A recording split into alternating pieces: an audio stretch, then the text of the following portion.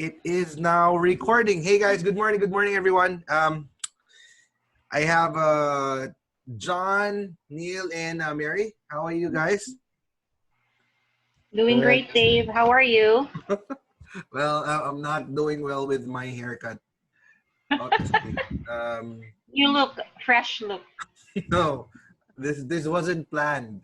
I just saw a razor online. I was just supposed to shave my mustache and beard, and all of a sudden I just did zzz, the head. So it was no, but this will go back.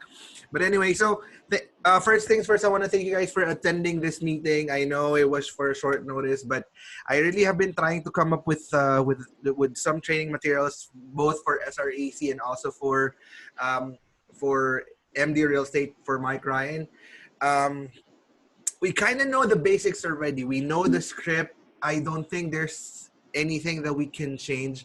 But for today's session, for today's supplemental training, we will just kind of rekindle the basics of cold calling, especially for real estate. Sometimes we tend to forget those small details, and we just really wanted to be reminded of those little things, so to speak. Okay. If there are any questions, feel free to let me know. So basically, the topic for today is about tips on how we can get over our real estate calling fears. We all know we started somewhere, and when we were starting, we didn't know anything at all about real estate, right?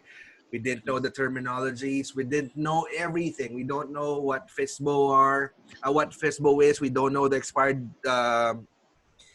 We basically don't have any idea. We started as a scratch. Okay.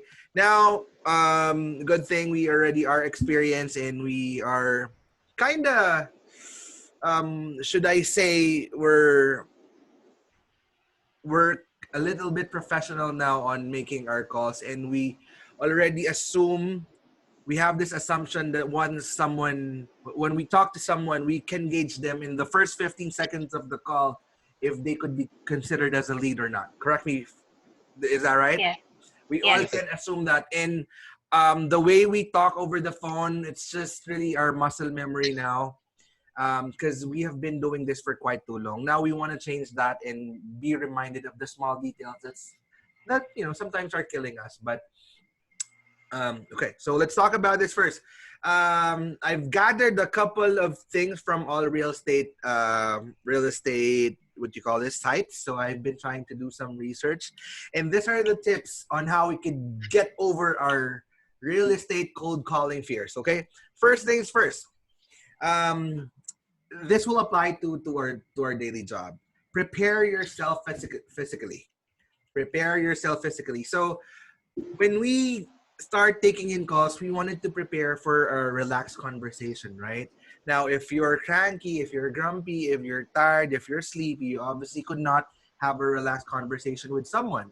So we want to make sure before we take in calls, we're fresh. We could do a little stretching. We could do a little meditation, right? We have our coffee in front of us. So let loose, get coffee, and let's just ensure that we have a distraction-free environment. And as what I mentioned, stretching will help. You guys know what I mean when we say we prepare ourselves physically.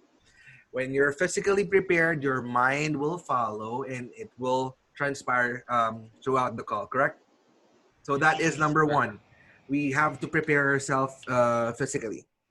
Number two, which is really, really good, spend less time talking and more time listening, which is true. Okay.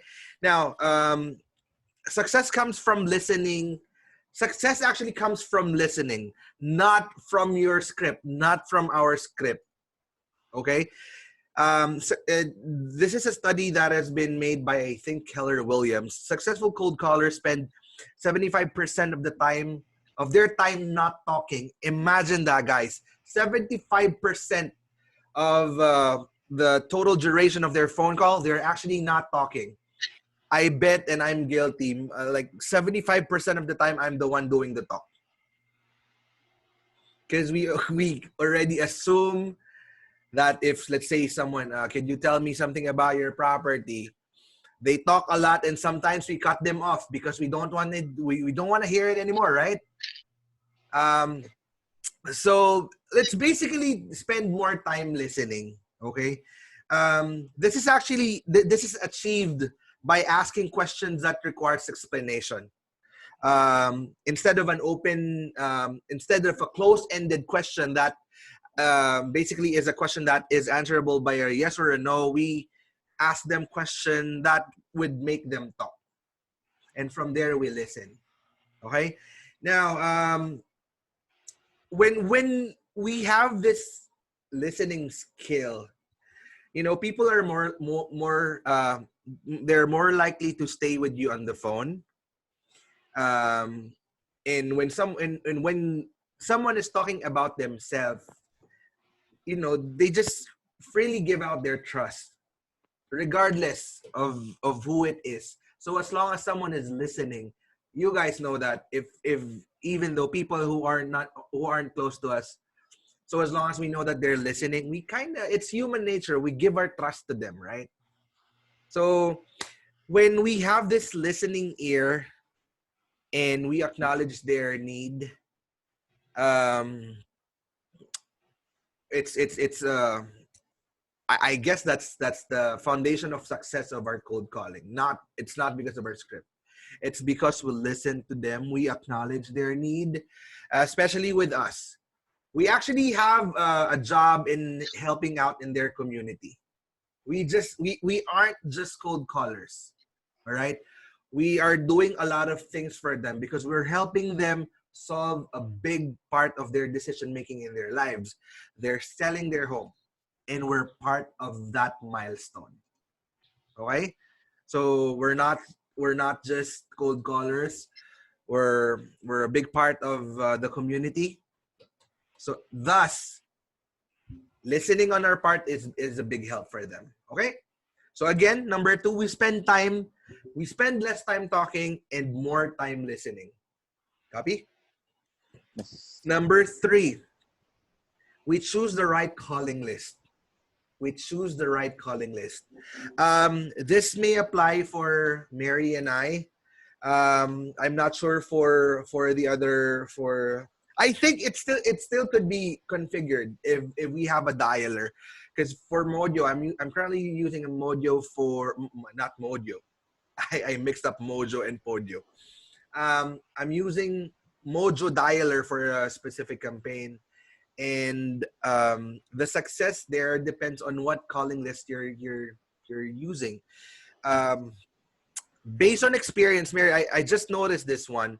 I have this campaign based in Virginia. 2 weeks ago, I dialed my plus lead generated, I think, 300 numbers. I dialed almost half of them, 150 in a span of 5 hours. So the last 150 I just did dial today. So imagine there's a 2 week lag from that list. Out of the 150, like 80% of them has been listed already with an agent. Imagine that in that span of time, like 150 fistbo turned into listed sellers. So that's how important it is. That's just one way of gauging. I guess that's just based on my experience. But again, we need to choose the right calling list. Okay.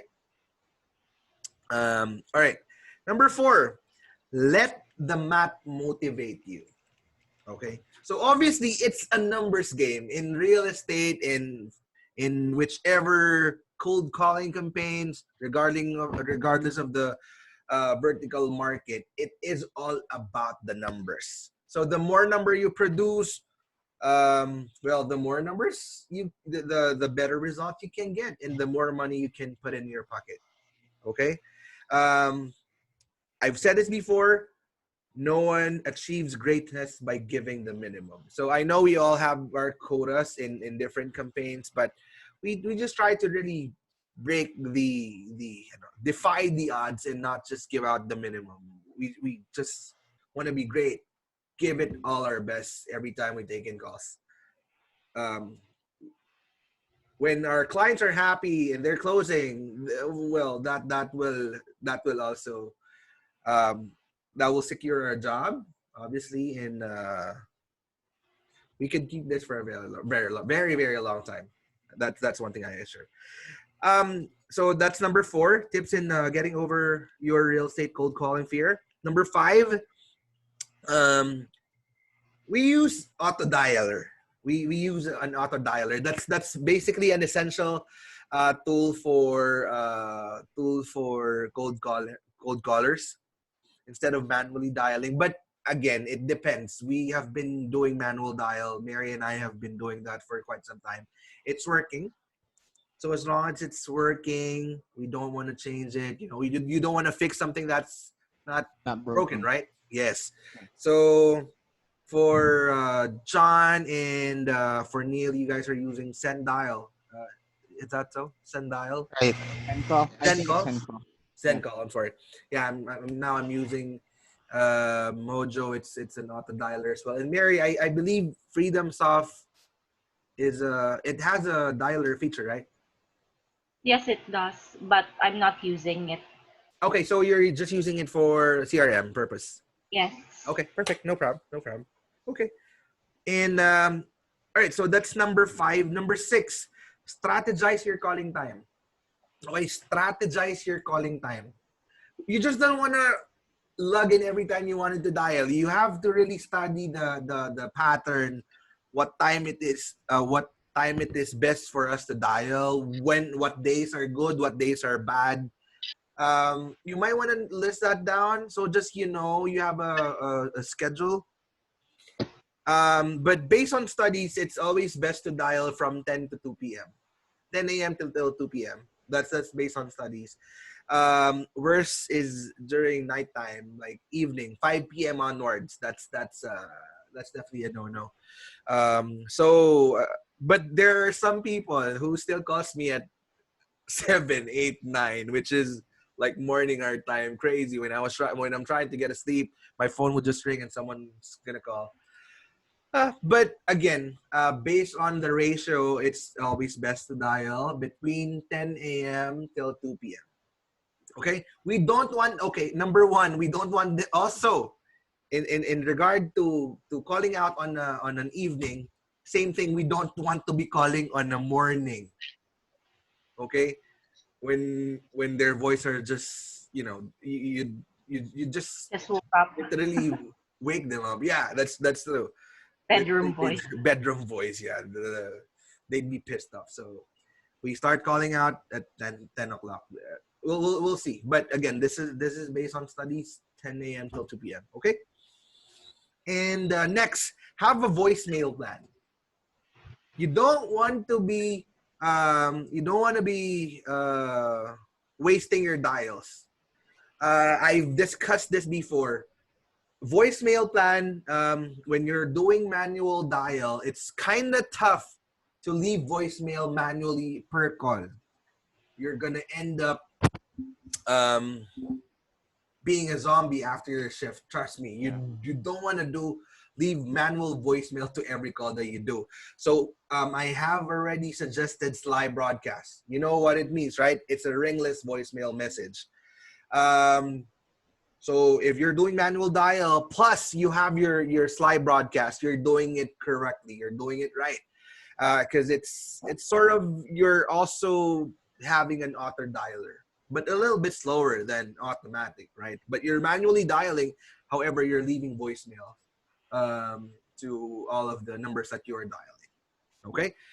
And thus you will be in obviously increasing your numbers of appointments if you have voicemail plan for what you call this, for dialers.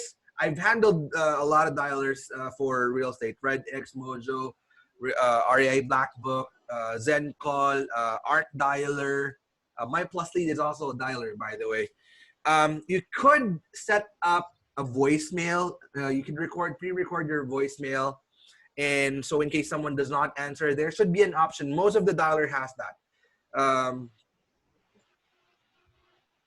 So if someone does not and pick up the phone, you just have to kind of click on drop voice message, and that's where your pre-recorded message is gonna be uh dropped on their phone lines.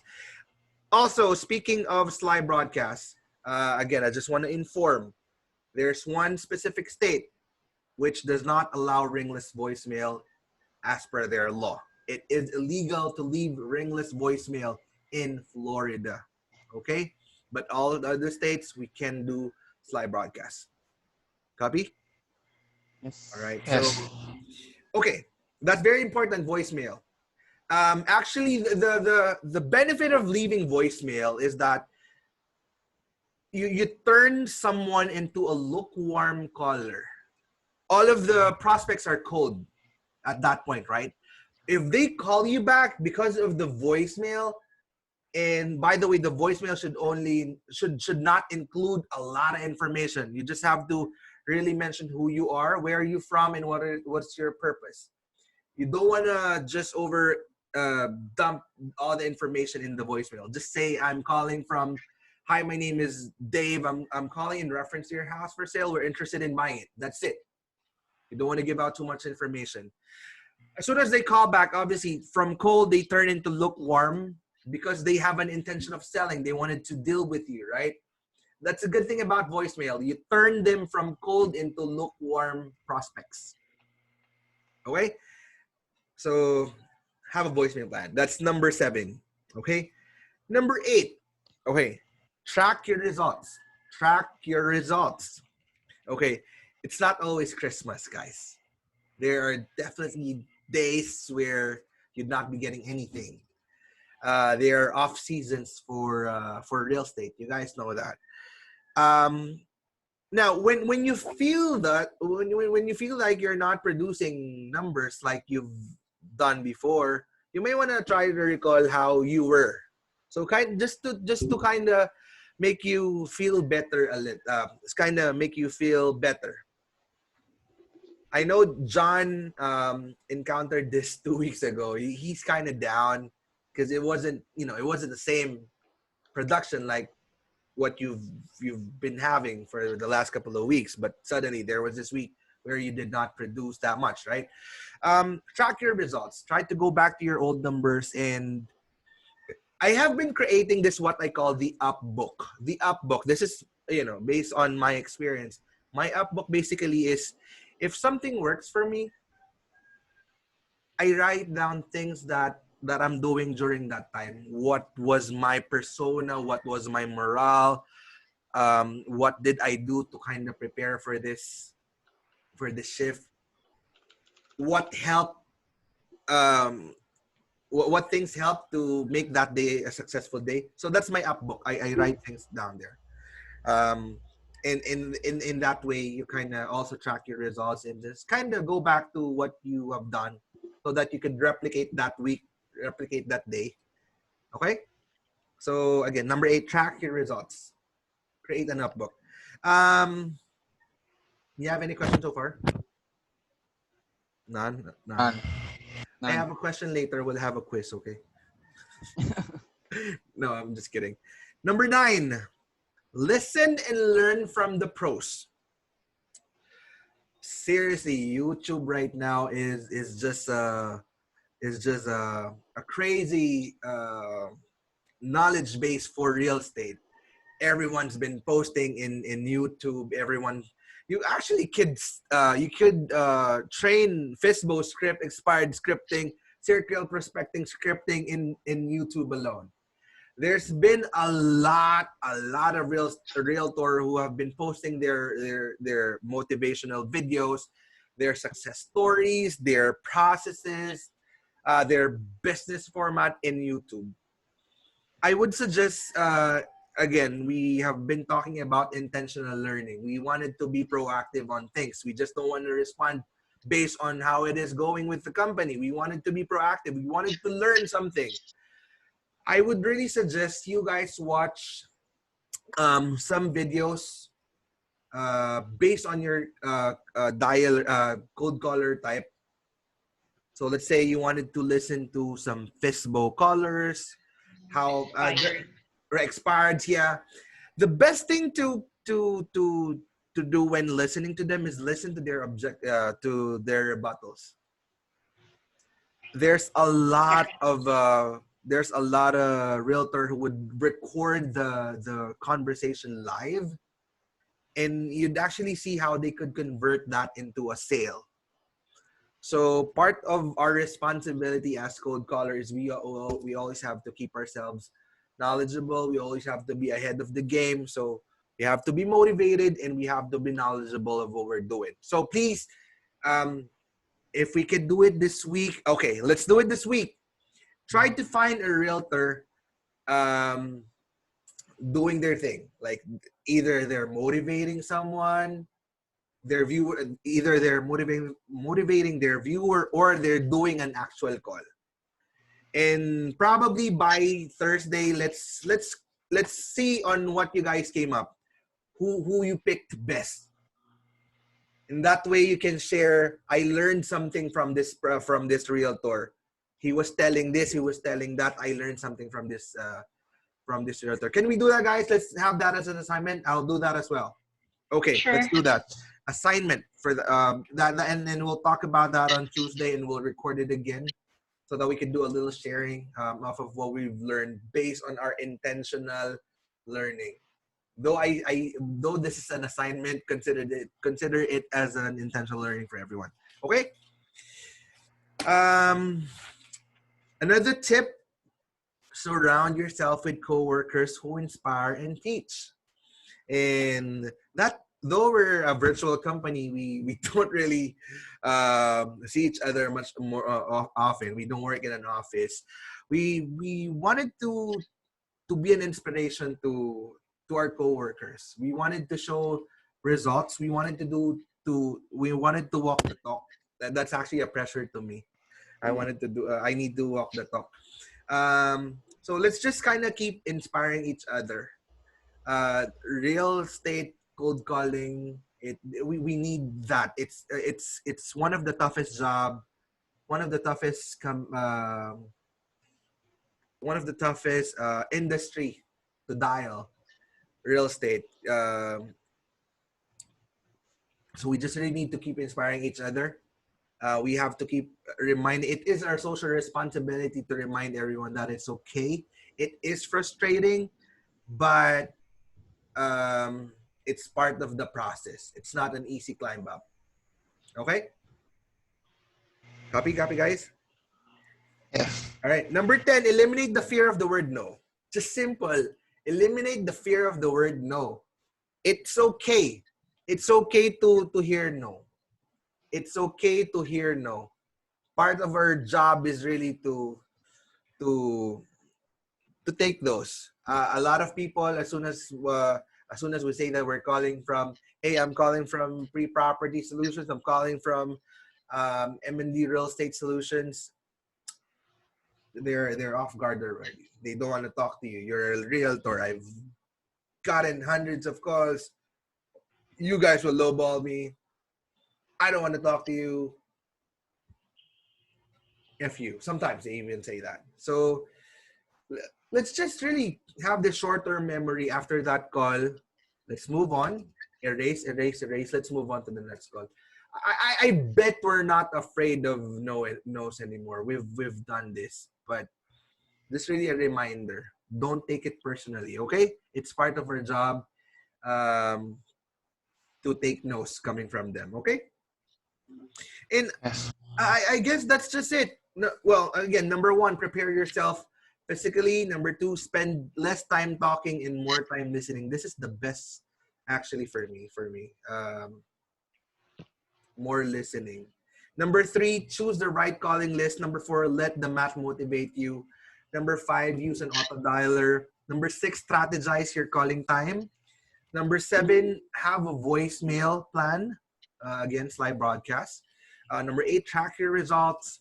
Number 9, listen and learn from the pros. Listen and learn from the pros. I hope sometime in the future we could have a video and it's us, it's them listening to us already, because we're now pros. it will happen. I hope so. Number 10, surround yourself with coworkers who inspire and teach. And then number 11, eliminate the fear of the word no. Do you guys have anything that you may want to add here? What are the other tips that you could share so you could overcome your real estate cold calling fear?